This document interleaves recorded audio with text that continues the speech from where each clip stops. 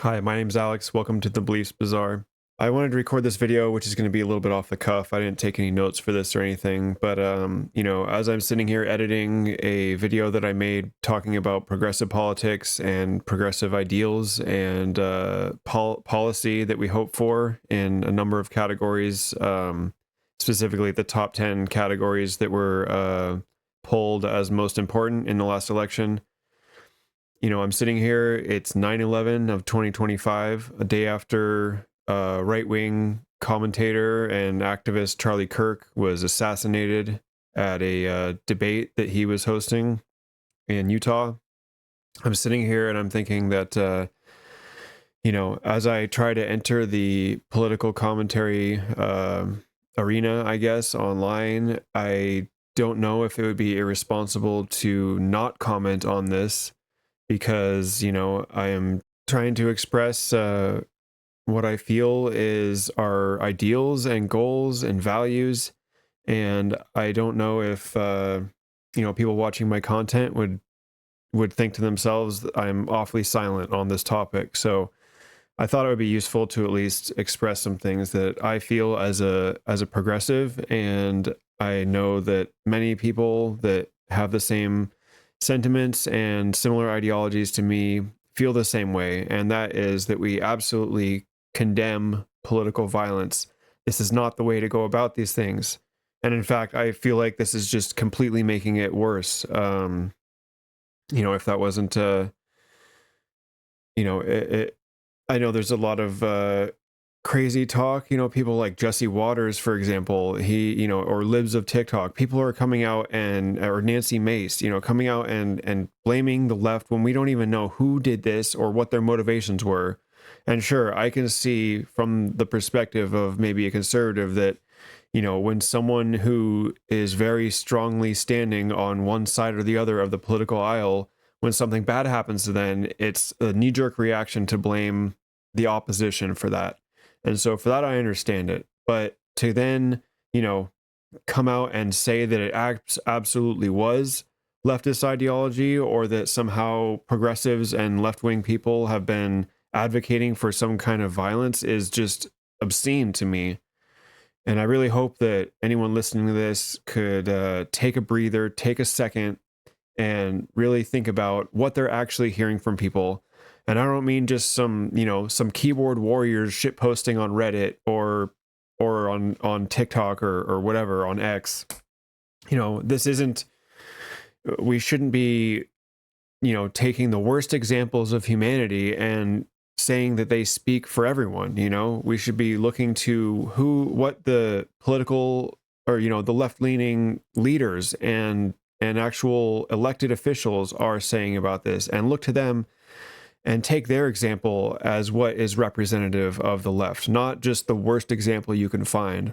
As something I do, I don't go on and find the worst threads on, 4chan or other things and say that is completely representative of the political right. That's irresponsible. And I don't think even, I don't even think everyone on the right agrees with anything. They're not all on the same page all the time, and neither are the left.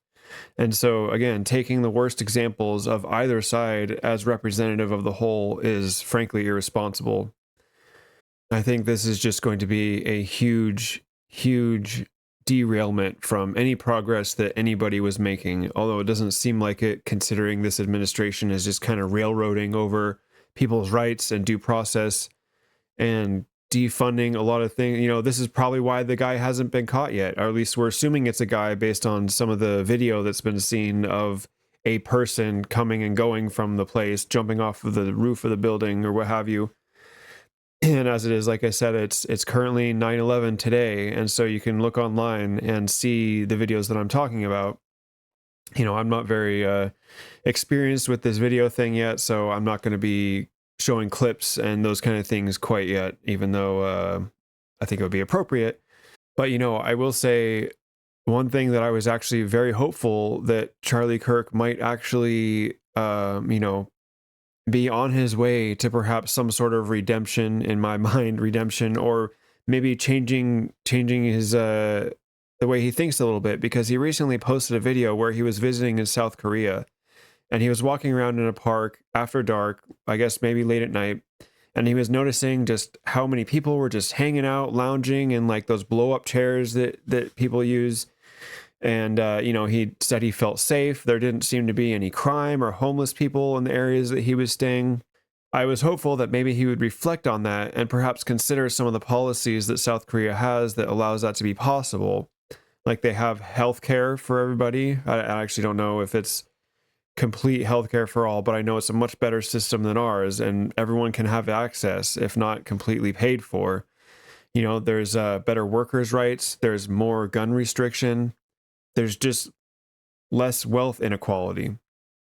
And so I don't know specifically what those policies are. I couldn't describe them verbatim to you, but the things that he was describing are direct results of more progressive policies that benefit the working class and the citizens of the country, not just the wealthy.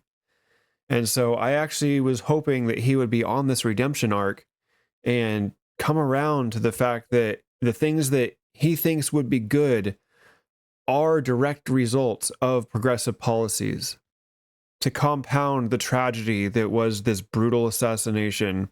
Again, something I completely condemn, and I don't think you'll be able to find a progressive person online right now, whether an elected official or otherwise, saying anything other than that. It's just obscene.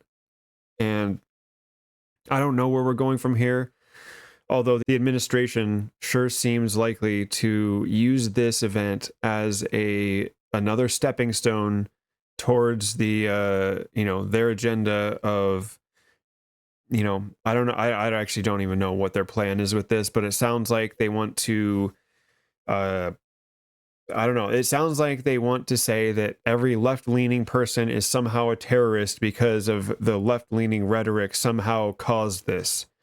And that couldn't be farther from the truth, and something that I've noticed a lot recently, because I do watch a lot of right-wing content just to know what people are doing. I feel like most of the people that I've heard of, and I watch some call-in shows as well, where people do political debates and otherwise.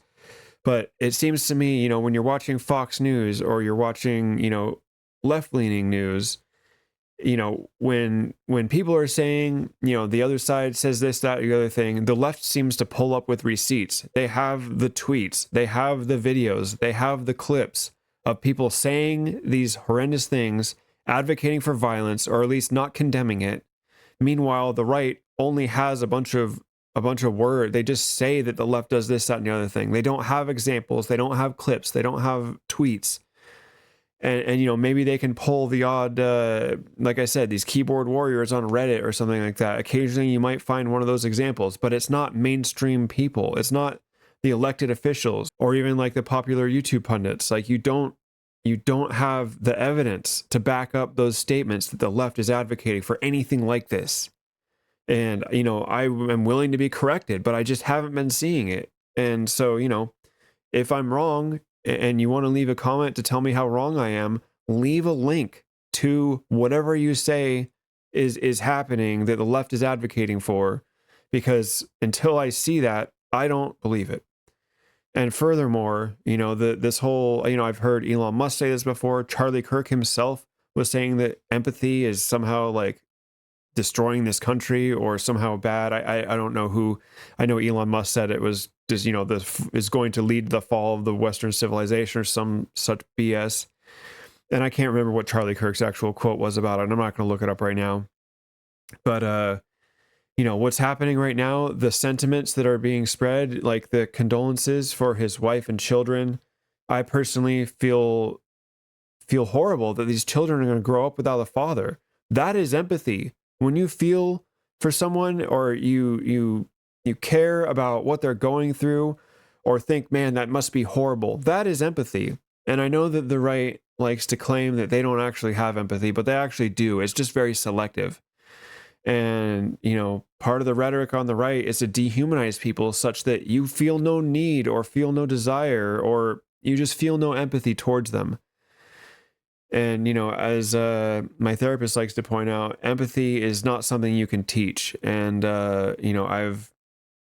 I often get stuck on this point where I'm just like, how can these people be so horrible towards each other, or say these things about people that aren't part of their group or whatever? And it's this dehumanization that they have in their minds, that some people are less than or not deserving, or you've been convinced that the people that aren't part of your group want the worst for you or whatever, like that. I just don't really even know what to say about that, except for, again, like empathy cannot be taught, although, you can come to empathize for people once you learn or recognize their humanity. And that's really what this situation calls for, is a recognition of everybody's humanity. People are hurting out there right now, emotionally, physically. People are, in our country, people are on the streets suffering. People are in prisons suffering. People are in immigration concentration camps and holding facilities suffering. We don't need to be treating each other like this. It's just, I'm just so worried about the direction that this is going to take the country, as if it wasn't already going in a negative direction. But, now with something like this, where, again, I was hoping that Charlie Kirk might come around. He's a young guy. He was only 31. I was a total POS when I was 30. I was still a daily drug user, and I spent the whole year of 2015 living either in my car or in a homeless shelter. And then it was in 2016 where I got clean and started to turn my life around.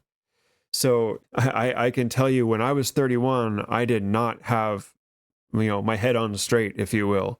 And I had some really bad ideas. I consider myself a recovering bigot because I was a misogynist and a racist.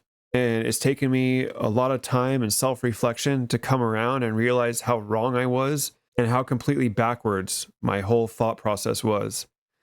And so, I really had hope for this man who was 31 years old. By the time he was my age, I'm 42 right now. I was really hoping that he might come to see the light and actually maybe start advocating for policies and ideology that would be beneficial and help us get along. Because ultimately, this comes down to compatibility. The ideas and ideologies that people have. I'm not one to tell you what to believe, but I am concerned that your beliefs create an incompatibility between you and me and others around the country, around your state, even in your neighborhood. Are you creating incompatibility with other people? Or are you actually looking for ways to create a wider community, a larger community, one where you can advocate for each other and create a better, safer world for us to raise our children? Even though I don't have any children personally, I am deeply invested in a world where people can feel safe raising their children. And as that was happening to Charlie Kirk, there was a shooting in Colorado where, again, a school with children was being attacked by a person with a gun. And I want to live in a world where parents don't have to worry about that, where they don't have to send their kids to school wondering if they'll ever see them again. I can't imagine that. And I don't even have children. It just hurts my heart to even think that that is something that every parent goes through in this country. And I know, there's other dangers, throughout the world. And certainly, there's a lot of things that can happen to people, right? But why should one of those things be gun violence and completely unmitigated chaos when people who are radicalized online and are mentally unwell and cannot get the health care that they need to not be disturbed, or to think that shooting up a school or shooting people in a mall or a theater or a church, people think that that's somehow a good idea for them? How is this the world we live in? It's seriously tragic. I'm just, again, the way to deal with people like this is to meet them in debate. I actually think that, whether or not Charlie Kirk entered those debates with a willingness to change his mind, that was the place to do it. Not without due process. Someone took it upon themselves to sentence Charlie Kirk to this outcome. And that completely violates his due process, something that us as progressives have been advocating for as long as left-leaning politics has been in existence. We've always advocated for a non-violent solution to these things. And, I don't want it to get to a point where that is the only solution. We're still at a position where we can meet each other with conversation and ideas and share, our empathy towards one another and create a more meaningful community and not create these barriers between all of us. Well, I guess that's all I kind of have to say about that. Thank you for watching this video. I appreciate it. And if you feel the same way as I do, please check out some of my other content. My channel is mainly focused on beliefs, and I know it might look like I'm casting kind of a wide net if you look at the titles of all my videos, but really all of these things come down to whether or not it creates compatibility or incompatibility between groups of people. And so whether or not you're a conspiracy theorist, or whether you identify as a progressive or a liberal, or conservative or MAGA, I really implore you to ask yourself, are your beliefs creating barriers or creating community? Thank you again for watching.